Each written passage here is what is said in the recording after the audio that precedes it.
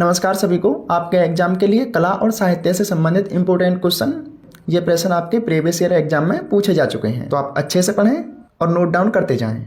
तो इसमें पहला है, किस प्रसिद्ध कवि को भारत का राष्ट्र कवि कहा जाता है? तो इसका सही उत्तर हो जाएगा ऑप्शन बी, मैथिली शरण गुप्त को।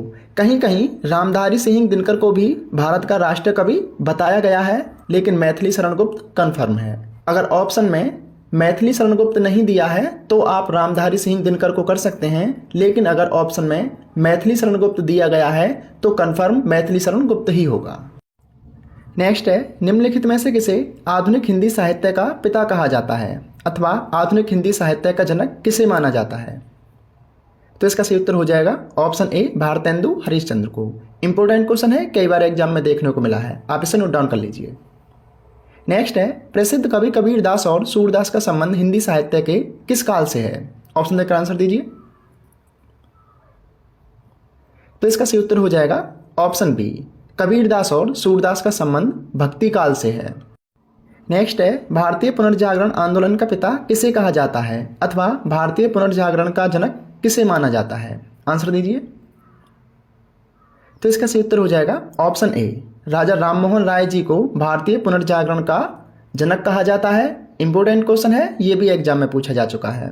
और आपको बता दें कि ये राजा राममोहन राय एक महान समाज सुधारक थे। इन्होंने बाल विवाह, सती प्रथा, जातिवाद, कर्मकांड और पर्दा प्रथा जैसी कई कुरीतियों का विरोध किया था। इन्होंने विधवा पुनर्विवाह पर भी जोर दिया था और ब्रिटिश काल में सती प्रथा पर रोक राजा राममोहन राय जी के प्रयासों के बाद ही लगाई गई थी। आपके लिए प्रश्न है कि सती प्रथा भारत में कब बंद हुई, उसकी सन बतानी है। जिनको आंसर पता है वो बता सकते हैं। नेक्स्ट है, हिंदुस्तान का तोता अथवा तूतीय हिंद किसे कहा जाता है? तो इसका सही उत्तर हो जाएगा ऑप्शन डी, अमीर खुसरो ने खुद को हिंदुस्तान का तोता अथवा तूतीय हिंद कहा है। नेक्स्ट है, निम्नलिखित में से किसे गजलों का जनक कहा जाता है?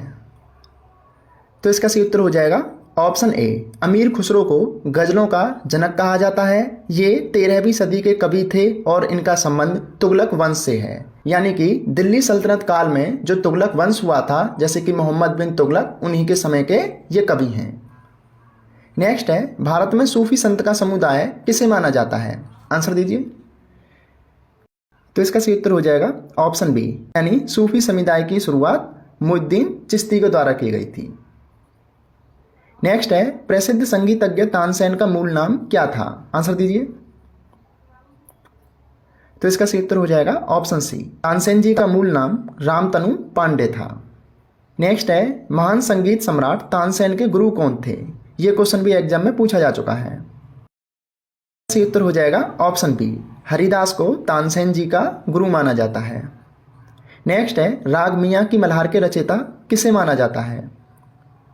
तो इसका भी सही उत्तर हो जाएगा ऑप्शन डी, तानसेन को राग मियाँ की मल्हार के रचयिता माना जाता है। तानसेन से संबंधित तीनों प्रश्न आपके प्रीवियस ईयर एग्जाम में पूछे जा चुके हैं। नेक्स्ट है, संगीत की दुनिया के सितारे जादूगर के नाम से किसे जाना जाता है? आंसर दीजिए। तो इसका सही उत्तर हो जाएगा ऑप्शन ए, रहीम सेन को। और जो क्वेश्चन आपको नहीं पता हो कृपया उसे लिख लें ताकि एग्जाम के टाइम में आपको प्रॉब्लम ना आए। नेक्स्ट है, इनमें से किस राजा के काल को तेलुगु साहित्य का स्वर्ण काल कहा जाता है? इंपोर्टेंट क्वेश्चन है, एग्जाम में भी पूछा जा चुका है। तो इसका सही उत्तर हो जाएगा ऑप्शन बी, राजा कृष्णदेव राय के काल को तेलुगु साहित्य का स्वर्णिम काल कहा जाता है। और राजा कृष्णदेव राय का संबंध विजयनगर साम्राज्य में तुलु वंश से है। इन्होंने 1509 से 1529 तक शासन किया था। आपने तेनालीरामा कृष्णदेव राय का नाम सुना होगा, ये वो ही कृष्णदेव राय हैं। नेक्स्ट है, बंगाल में भक्ति आंदोलन के प्रवर्तक कौन थे? आंसर दीजिए। तो इसका सही उत्तर हो जाएगा ऑप्शन ए, बंगाल में भक्ति आंदोलन के प्रवर्तक चैतन्य महाप्रभु जी को माना जाता है। नेक्स्ट है, निम्नलिखित में से किसने कीर्तन को अत्यधिक लोकप्रिय बनाया? आंसर दीजिए। तो इसका सही उत्तर हो जाएगा ऑप्शन डी, चैतन्य महाप्रभु ने कीर्तन को लोकप्रिय बनाया। कीर्तन एक गायन और वादन की शैली है। नेक्स्ट है, निम्नलिखित में से किस भक्ति संत ने अपने संदेश के प्रचार के लिए सबसे पहले हिंदी भाषा का प्रयोग किया? तो इसका सही उत्तर हो जाएगा ऑप्शन डी, रामानंद जी ने। और आपको बता दें कि 12वीं सदी के आरंभ में रामानंद जी भक्ति आंदोलन को दक्षिण भारत से उत्तर भारत लेकर आए थे और भक्ति आंदोलन की शुरुआत भारत में दक्षिण के अलवार और नैनार संतों ने की थी। आपके एग्जाम में अलवार और नैनार से संबंधित प्रश्न भी पूछा गया है कि ये अलवार अथवा नैनार कौन थे। ये अलवार और नैनार दोनों ही भक्ति आंदोलन के संत थे। अलवार संत विष्णु और उनके अवतारों की पूजा करने वाले संत थे। नैनार भगवान शिव और उनके अवतारों की पूजा करने वाले संत थे। अलवारों की संख्या 12 थी और नैनारों की संख्या 63 थी। तो ये जानकारी आप नोट डाउन कर सकते हैं।